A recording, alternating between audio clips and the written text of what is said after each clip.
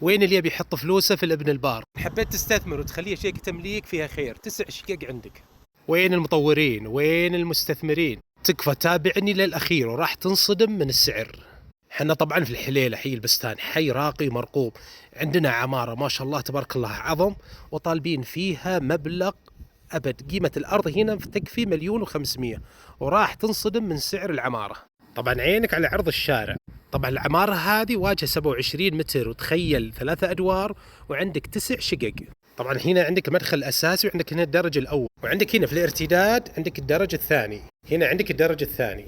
طبعا تصميمها كل دور عندك 3 شقق. طبعا كهرباء مسحوبة الكيابل، باقي عندك تشطيبات، وما شاء الله تبارك الله تصير العمارة جاهزة. طبعا مساحتها 748. تعرف هذه المساحة قيمتها 1,500,000 في هذا الحي. يعني تخيل البناء فقط يطلع ب500,000.